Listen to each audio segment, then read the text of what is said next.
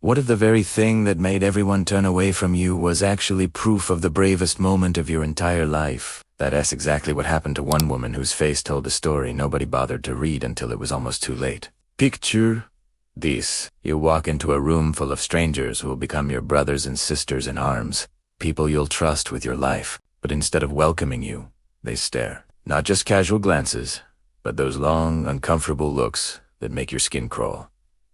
Then comes the laughter, quiet at first, then spreading like wildfire through the whole space. You know exactly what they're looking at. Those marks on your face that you see every single morning in the mirror, the ones that never let you forget that one night when everything changed forever. That's how it started for her. The moment she crossed the threshold into those military barracks, she felt it. That shift in the air when people notice something different about you and decide in half a second whether you belong or not. She didn't pass their test, at least not in their eyes.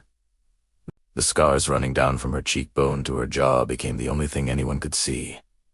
Not her determination, not her training, not the fact that she had earned her place there just like everyone else.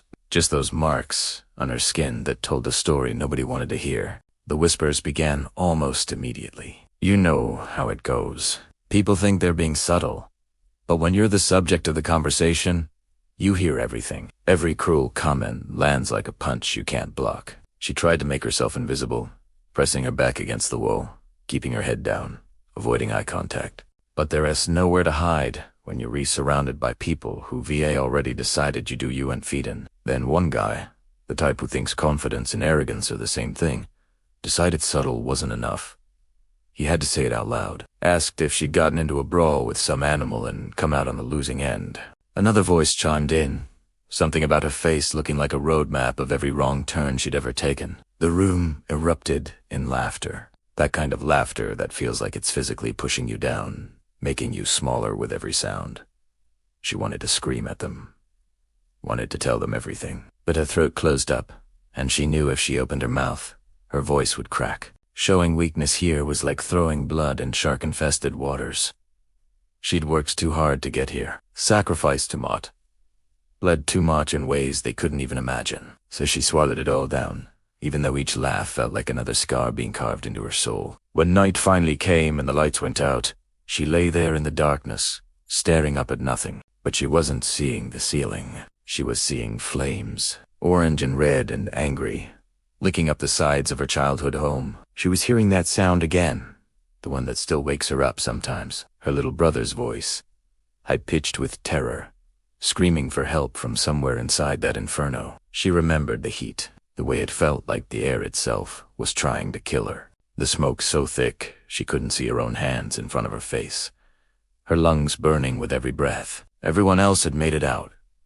Everyone except him, and there was no time to think, no time to be scared, no time to consider what running back into a collapsing building might cost her. There was only that voice and the knowledge that she'd rather die than live knowing she didn't try. The flames grabbed at her like living things as she fought her way through the house.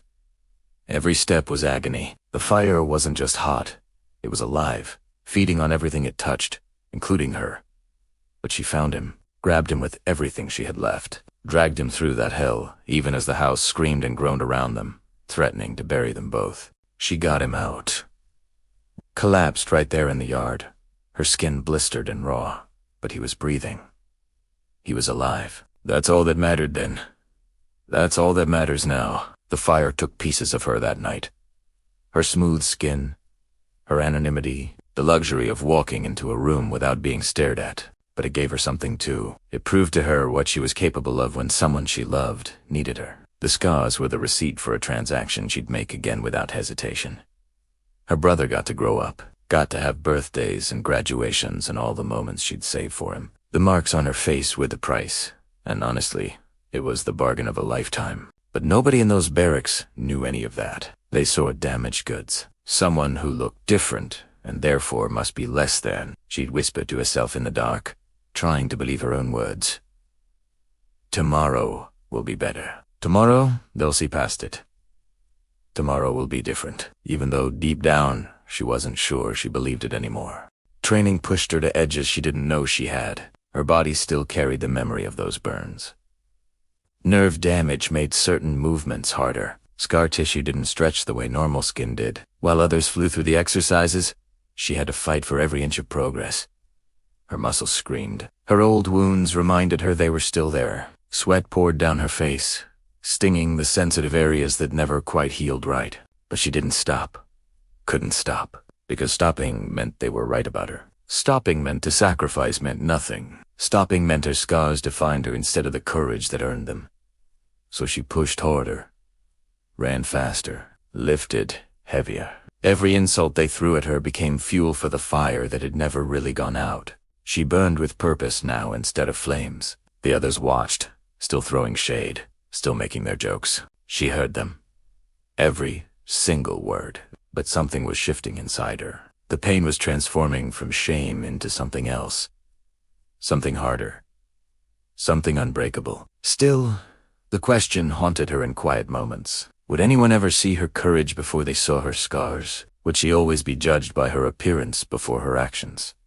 Then came the day that changed everything. The general arrived without warning, his presence filling the room before anyone even saw him. His boots struck the floor with authority. Every Marine snapped to attention, spines straight, eyes forward, barely breathing. This wasn't just any inspection. This was the kind of moment that could make or break careers. The kind of moment where every detail mattered. He moved down the line slowly, examining each person with eyes that missed nothing. You could feel the tension radiating off everyone. Then he stopped, right in front of her. The room somehow became even quieter. Those same Marines who'd been mocking her for days now watched with barely concealed smirks, expecting validation of everything they'd been saying, expecting him to confirm she didn't belong here. But that's not what happened. The general's expression did something nobody expected. It shifted from stern authority to something else entirely. Recognition. His eyes locked on her scars, and his whole demeanor changed. His jaw clenched, his hands, steady as stone just moments before, trembled ever so slightly. He leaned in just enough that his whispered words were meant only for her. You. Two words that made no sense to anyone else but hit her like lightning. The general straightened up, and when he spoke again, his voice filled the space. But there was something in it now. Emotion. Raw and unfiltered. He told them a story about a night years ago. About a fire near the base. About a young girl who did the impossible. He described watching this kid, couldn't have been more than a teenager, sprint toward a burning building while everyone else ran away. How she disappeared into the smoke and flames without hesitation. How they thought they'd lost her until she came stumbling back out, barely conscious. A small boy clutched in her arms. How she collapsed before the medics could reach her, her body covered in burns so severe they thought she might not make it. How he was one of the team that pulled her to safety, one of the last faces she saw before everything went black. His voice cracked as he continued. How he'd thought about that night countless times over the years. How he'd wondered what happened to that brave kid who'd risked everything. How he never forgot her face, especially those scars that marked her sacrifice. And now here she was, standing before him, wearing a uniform, ready to serve again. The scars of a hero, a cadet. The silence that followed was deafening. Those same faces that had been full of mockery and cruelty just days ago now looked pale, ashamed, small. The weight of understanding what they'd done, who they'd been tormenting, pressed down on them like a physical force. She felt tears trying to break through, but she blinked them back. Her chest finally expanded with a real breath. The first one since she de-arrived that didn't feel like it was being squeezed by invisible hands. The general wasn't finished. He turned to face the others, and his voice transformed into something fierce. He told them those scars represented courage they couldn't comprehend. Sacrifice most people would never make. Love deeper than fear. And if anyone in that room couldn't respect that, if anyone couldn't see the honor in those marks, then they didn't deserve to wear the uniform. They didn't deserve to call themselves Marines. His words cut through the space like a blade. Nobody moved. Nobody spoke. Nobody dared to look at her with anything but respect now. The power dynamic had completely flipped. She was no longer the outsider, the one who didn't belong. She was the standard they should have been measuring themselves against all along. Later, as the sun started to set, She found herself sitting alone on the training field. The golden light painted everything in warm colors, including her face, including her scars. She reached up and touched them gently. They were still there. They'd always be there. But something fundamental had changed in how she felt about them. She wasn't touching marks of shame anymore. She was touching proof of love. Evidence of the night she learned what she was truly made of. The texture under her fingertips connected her to her brother's laughter, to his warm hugs, to every moment of his life she'd made possible. The general's words echoed in her mind, reframing everything. These marks weren't meant to be hidden. They were meant to be carried with pride. One by one, the Marines who'd tormented her approached. Awkward. Uncomfortable. Mumbling apologies they clearly didn't know how to deliver. She didn't need their words, didn't need their validation.